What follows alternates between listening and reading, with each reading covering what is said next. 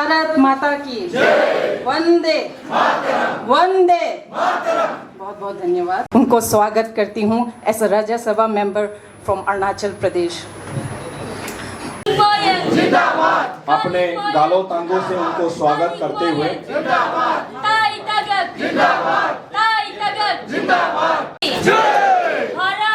माता की भारत माता की। अंत में सभा में शांतिपूर्ण होकर भारत माता की वंदे वंदे बीजेपी जिंदाबाद। अरुणाचल में ऐसा वातावरण बन गया है कि हर नदी में हर पौंड लेक में कमल ही कमल खिला हुआ है। तो इसके जरिए कि यहाँ भारतीय जनता पार्टी को छोड़ के दूसरा कोई दल जो है वो कैंडिडेट सेटअप नहीं कर सकता था, ये सच्चाई है। और यहाँ देखे तो नेडा का भी यहाँ प्लेटफॉर्म है, जिसके कारण उभरते ही और कोई दूसरा पार्टी कैंडिडेट सेटअप नहीं कर सकता था। माहौल ऐसा हो गया। भला हो कि राज्यसभा जो है अलग स्टेट से भी यहाँ नॉमिनेशन फाइल कर सकता है, लेकिन यहाँ का इलेक्टेड जो स्थानीय इलेक्टेड जो Arunachal Pradesh state legislative assembly उसमें वो इलेक्टेड होना पड़ेगा। कैंडिडेट बाहर का भी हो सकता है, तो इसलिए यहाँ वो सिचुएशन नहीं रहा। तो जिसके कारण से मुझे पार्टी की ब्लेसिंग, पार्टी कार्यकर्ताओं की जो संघर्ष मेहनत है, इसके जरिए से मुझे केंद्रीय नेतृत्व ने, प्रदेश नेतृत्व ने मुझे ये सम्मान मेरे जरिए से पार्टी कार्यकर्ता को देने का समझा और सभी कार्यकर्ताओं का आशीर्वाद रहा है। सभी कम्युनिटी ऑर्गेनाइजेशंस, कभी clan organisations across Arunachal Pradesh, सभी का की प्रेयर था कि ताई तागा को कम से कम एक बार पार्टी दे।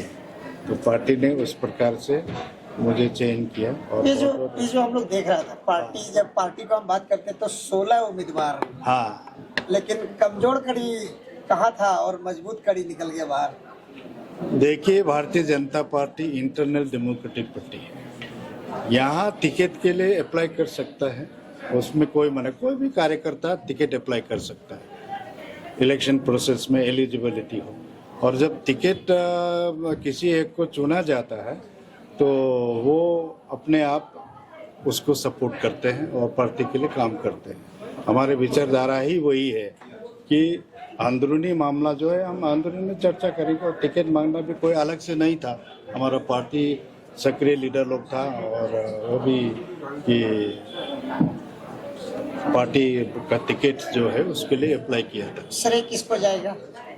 श्रेय मैंने बताया central election committee under the leadership of visionary prime minister Narendra Modi ji, national president Nitin नवीन जी, और हमारे स्टेट में एनर्जेटिक एंड डायनामिक मुख्यमंत्री पेमा खांडू जी, और हमारे प्रदेश अध्यक्ष यहाँ सामने में खड़ा है आदरणीय कालिंग मोयोंग जी, और अपना डिप्टी चीफ मिनिस्टर चौना मेन जी। सभी स्टेट टीम ने वहाँ दिल्ली में भेजा। भेजने के बाद सेंट्रल इलेक्शन कमेटी जो प्रधानमंत्री की आवास में उसको तय किया गया अरुणाचल प्रदेश। प्रायोरिटी आपका क्या रहेगा, क्योंकि आप छोटा नेता से बढ़ के आज बड़ा नेता तक विधानसभा नहीं जाके सीधे राज्यसभा तक पहुंच गए आप, तो आपका प्रायोरिटी आप किसको मान के चल रहे हैं, क्या करना चाहिए शुरुआत में? देखिए, स्टेट का सब्जेक्ट अलग है और जो केंद्र और स्टेट को मिलके काम करना है वो अलग है। उसके बाद सेंट्रल लिस्ट अलग है, तीनों लिस्ट है।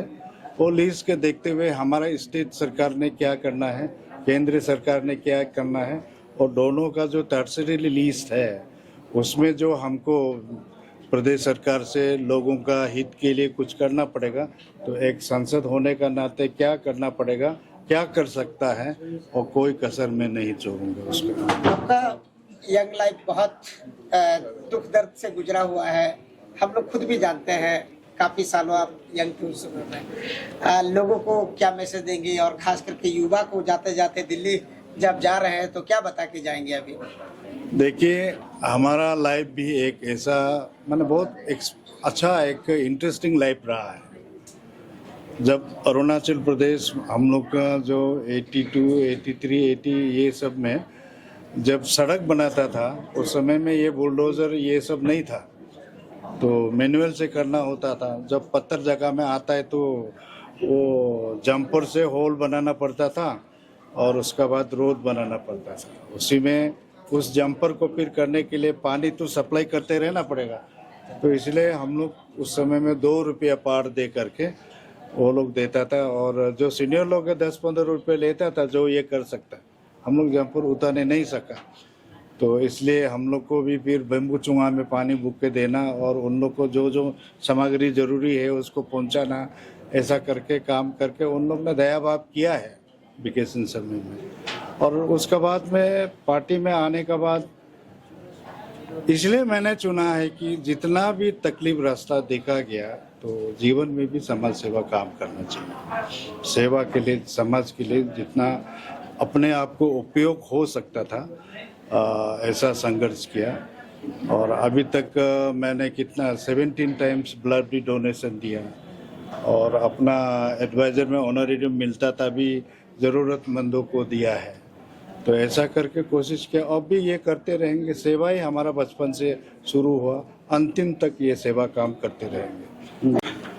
एज ए एमपी समाज के हित का हमने वहाँ आवाज़ करेंगे, यहाँ सरकार को भी बोलेंगे, स्टेट का लिस्ट में जो है वो करेंगे और समाज में मोटिवेशन लाएंगे। अरुणाचल प्रदेश में वो ज़रूरी है आज के दिन में। आज के दिन में लोगों को गुमराह बहुत जल्दी हो जाता है, इसलिए मैंने कुछ कोर इश्यूज आइडेंटिफाइड किया है। तो हर जिला में जाएंगे और समाज के community based organisations, social organisations, इनको साथ में लेके काम करेंगे।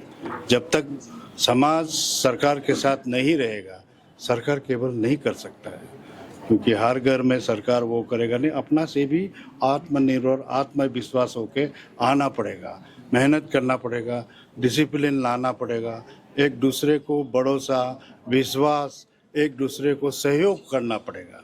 वही चीज़ में सेवा, एक दूसरे के लिए सोचना पड़ेगा, भलाई के लिए, क्योंकि हम अभी का जनरेशन में सोचेगा वो नहीं होगा। आने वाला पीढ़ी को देखें, हमारे 15 साल तक सोचे कि क्या होने वाला है। ये नेचुरल है, बदलाव होता रहेगा, वो कंटिन्यूअस प्रोसेस है। जो आज है वो कल नहीं रहेगा, जो कल थे वो नहीं रहेगा, जो आने वाला से वो बदलते रहेगा। आदमी बदलता है, गवर्नमेंट बदलता है, पार्टी भी इधर उधर हो जाता है, उसके बाद आप देखो चीज़ें भी इधर उधर शिफ्ट हो जाता है। ईटानगर कभी क्या था, आज का ईटानगर देखिए। नाहरलगुन कभी क्या था, वहाँ हाथी, बारापानी एरिया में तो हाथी और सांप का अड्डा था, आज वहाँ वो हाथी और सांप मौका नहीं मिला। ऐसा करके बहुत जगह में बदलाव ला रहा है। उस बदलाव वातावरण के साथ हम चलने को सीखना चाहिए, उसको अपनाना चाहिए।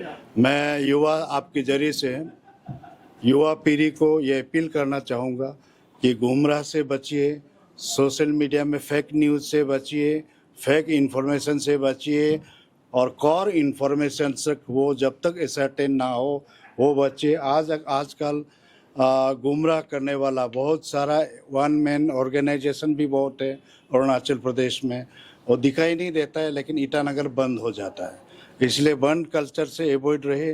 बंद का कोई समाधान नहीं है।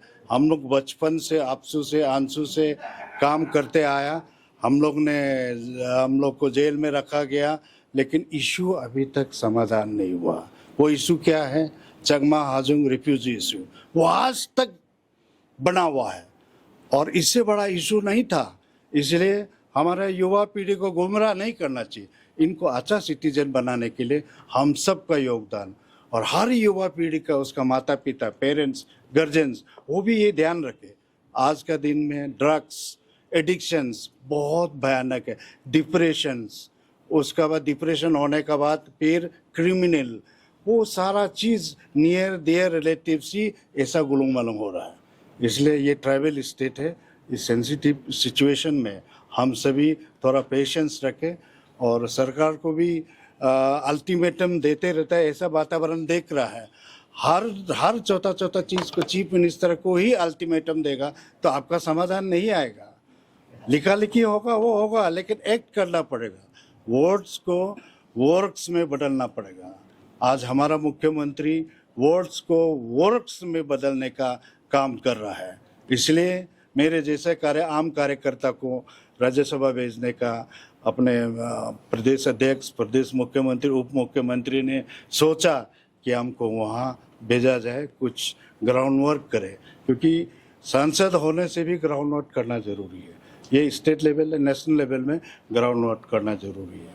हम यहाँ कुछ भी करता है, चलो यहाँ तो अपने आप में कुछ आह्वान करे तो लोग जमा हो जाते हैं, लेकिन हम यहाँ का करतूत, हमारा बच्चा, हमारा एल्डर सिस्टर, एल्डर ब्रदर कोई दूसरा स्टेट में नौकरी करता हो, पढ़ता हो, ट्रेनिंग जाता हो, उनका अगर रिपरकशन आता है तब क्या होगा?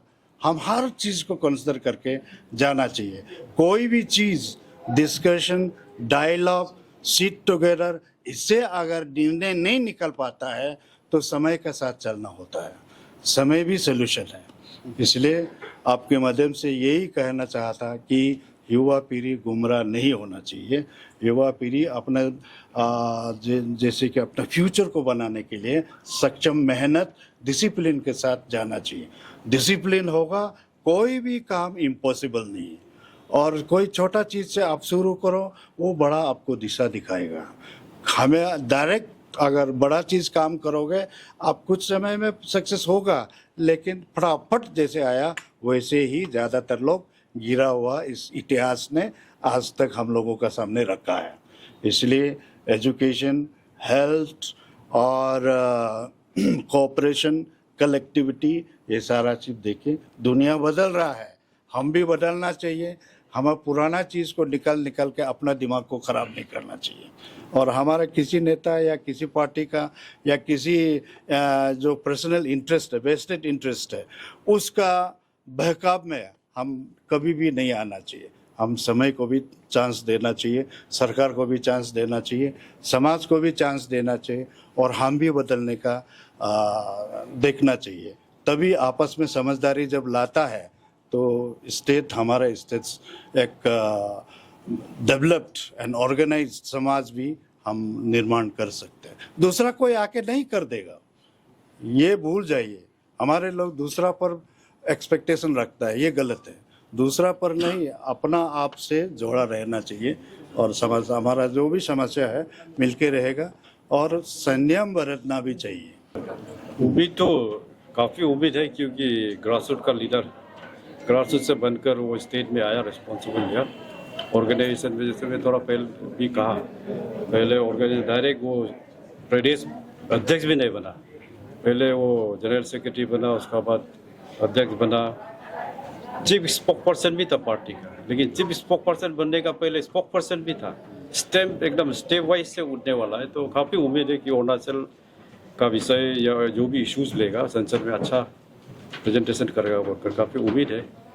तो आपका तरफ से क्या शुभकामनाएं? मैं पूरा अरुणाचल का जनता को कॉन्ग्रेचुलेट करना चाहूँगा और स्पेशली हमारा अरुणाचल लेजिस्लेटिव असेंबली का honourable MLA Bharatiya Janata party का, पीपीए का, एनसीपी का, एनपीपी का, एवं इंडिपेंडेंट है, अपोजिशन एमएलए को भी मैं धन्यवाद देना चाहूँगा क्योंकि एक लोन जो राज्यसभा सीट को भारतीय जनता पार्टी का नॉमिनी हमारा ताई तागाक जी जो ग्रासरूट लीडर को सपोर्ट कर अनअपोज किया और आज सर्टिफिकेट भी मिला, उसके लिए मैं धन्यवाद देना चाहूँगा। और काफ़ी उम्मीद है कि ताई तागाक जी आगे अरुणाचल को ले जाने में काफ़ी मदद करेगा, विकसित अरुणाचल, विकसित भारत बनाने में काफ़ी अच्छा कदम उठाएगा कर उम्मीद कर रहा हूँ।